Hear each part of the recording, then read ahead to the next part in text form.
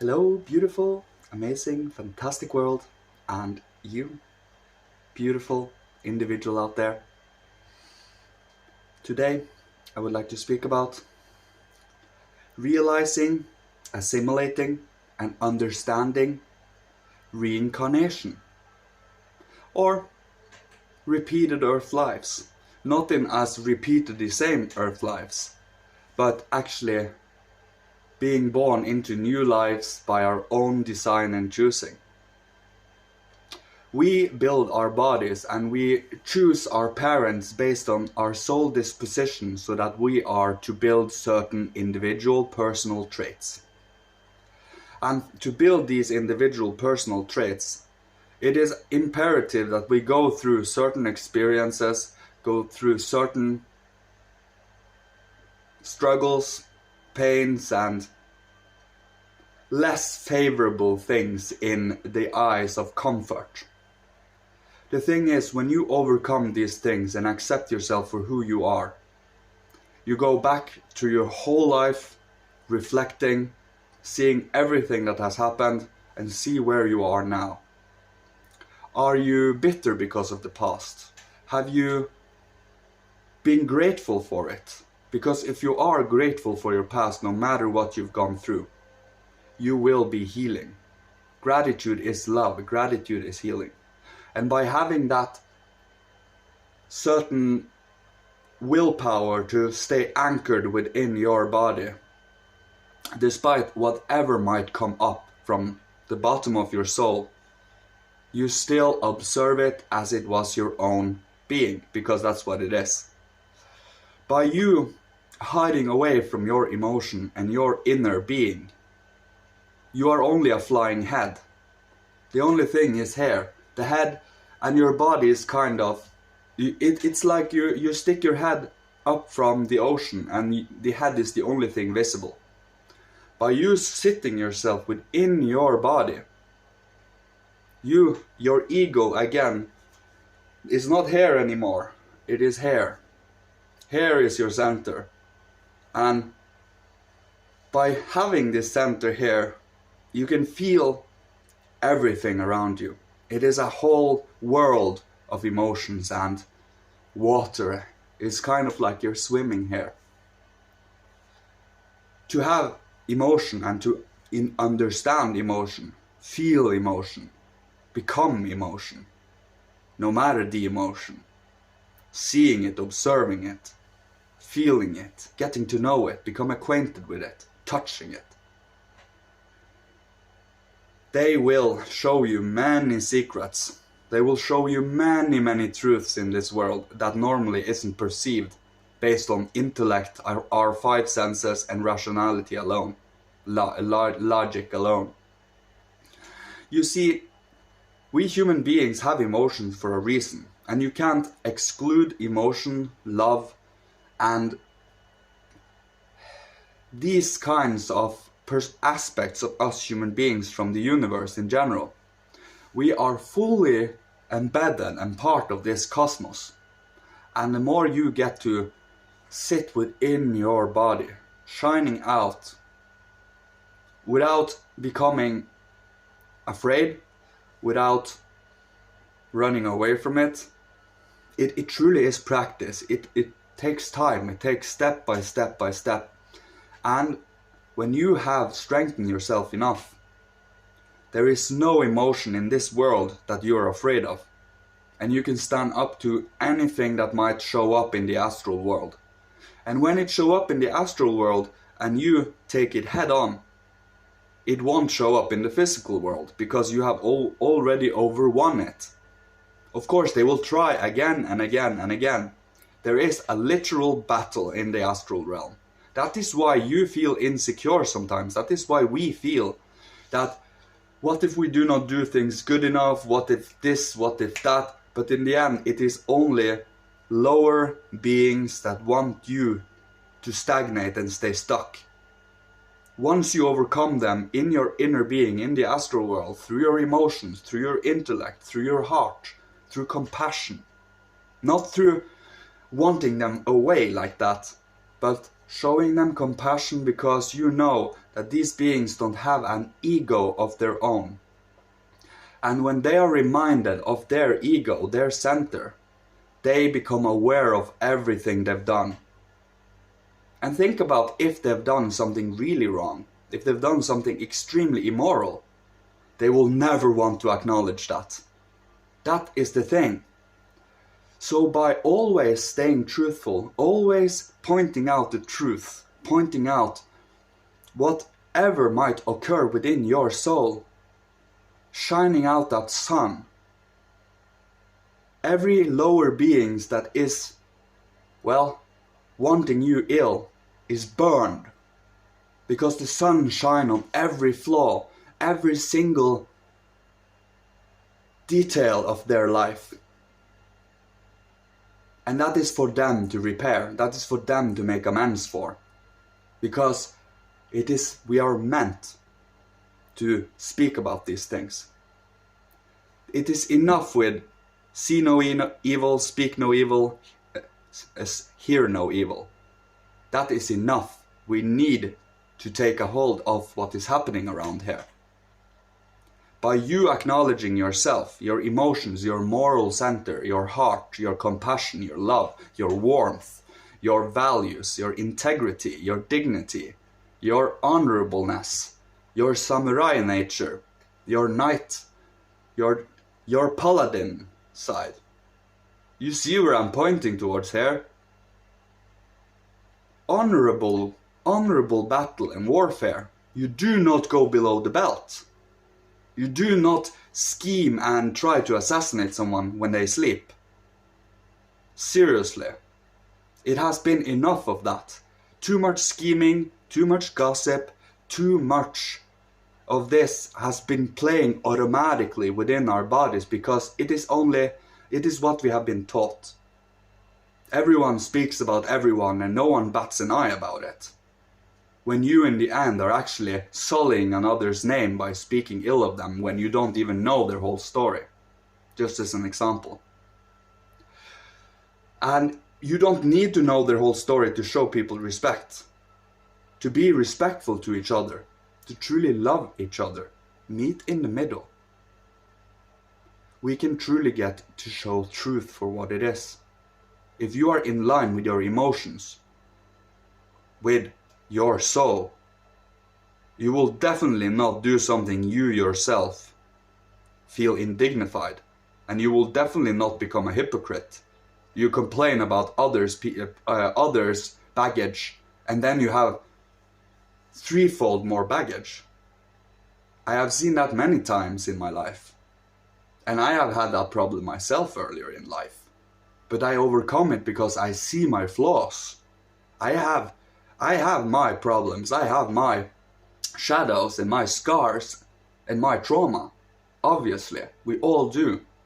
But to choose to overcome it, to heal it, to find out what it is, acknowledge it, become acquainted with it, getting to know yourself is a responsibility and a role and a work that everyone must do if we are to uplift this world.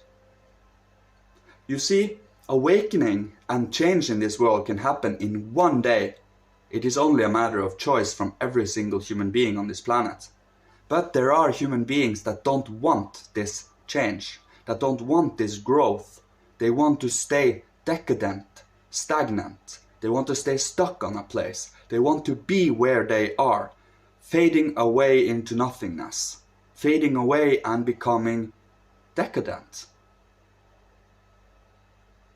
There is only so and so much joy and love and beauty you can get out of consuming outer nature, outer physical materialism. It will be depleted in the end when you overindulge. And then you become ill. Illness ensues thereafter because you took more than you needed.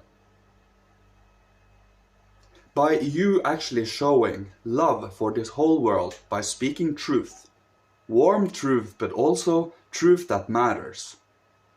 By observing what happens in the world, the deeds of what is happening, the results of what is happening.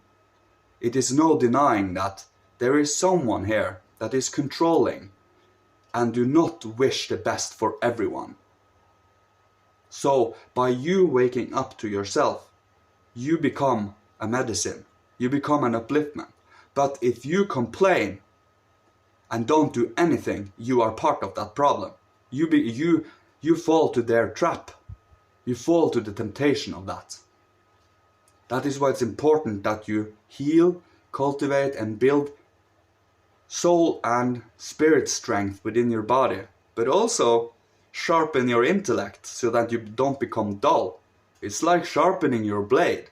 You have to have it sharpened constantly, stimulating it, using it for the good.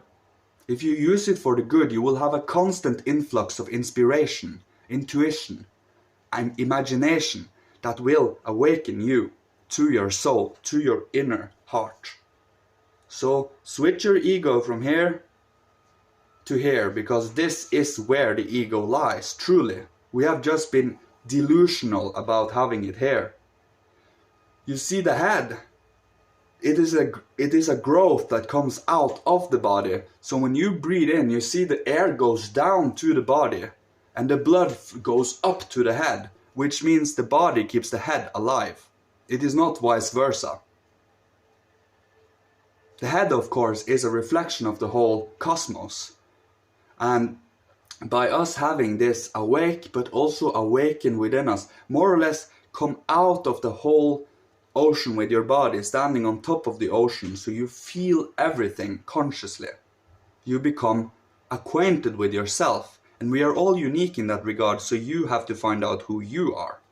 That is your job, that is your responsibility.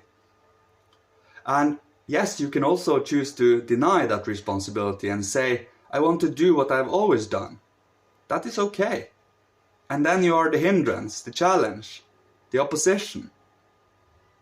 I don't mind, truly, because that is what I know in life.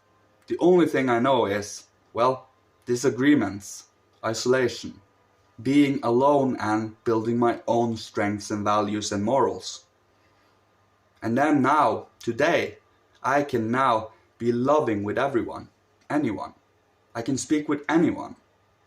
And so can you. It is only a matter of how much do you will this? How much do you long for getting to understand the human being in general? It is about a choice here. How much wonder can you put into it, the reverence? You have to know yourself and how you operate in your strengths, your weaknesses, your pains, your joys, your longings, your desires. You need to know everything and everything in between about yourself before you truly can operate in the most optimal way for this earth.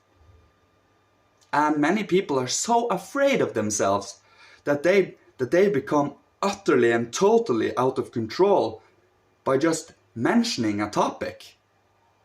They are so outraged about these things because they don't want to look at it. They don't want to acknowledge it. It has to be acknowledged for it to heal, for it to go away.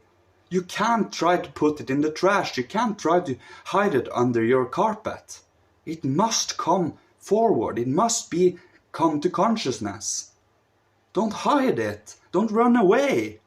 You must acknowledge your traumas and shadows. For it to come forth, it is like a dusty library down there. And when we speak about these things, the dust is shaken.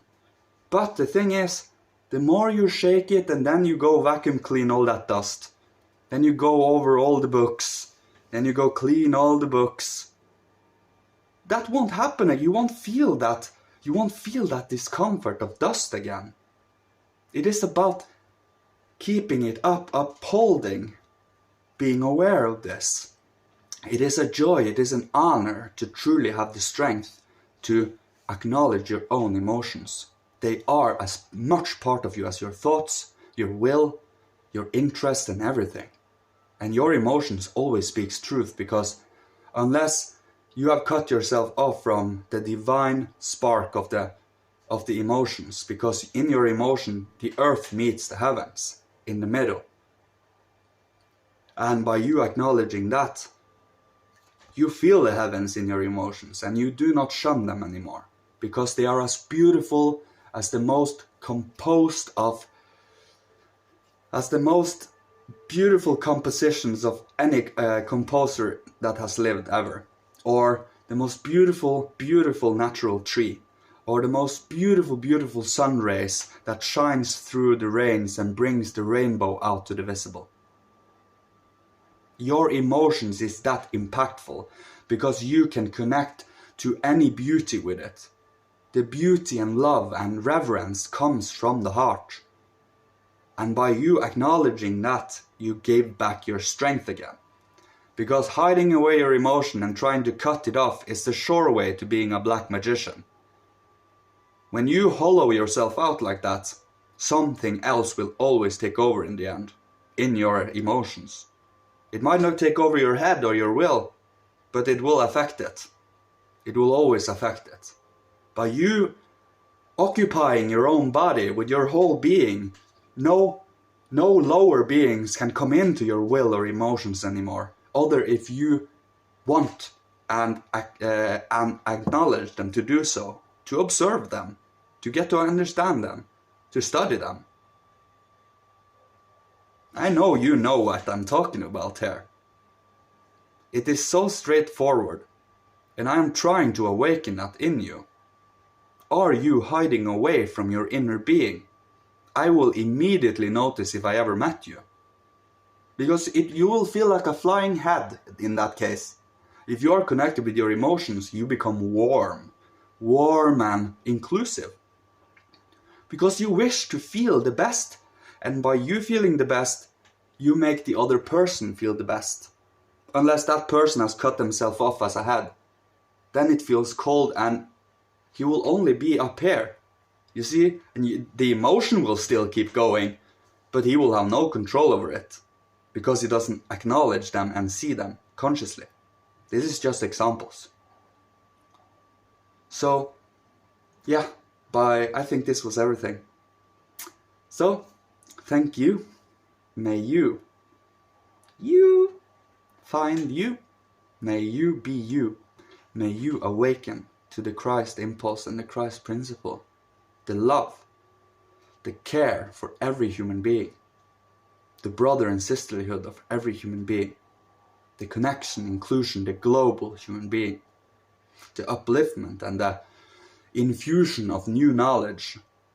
And uplifting, beautiful, beautiful wisdom that comes from love. Thank you for you striving for that. Thank you for you striving for mankind. That is what we do here.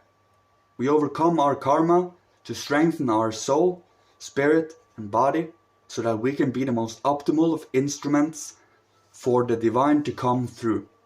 Speaking as high a truth as possible without degrading, being disrespectful. But we are not here to be liked. We are not here to be liked.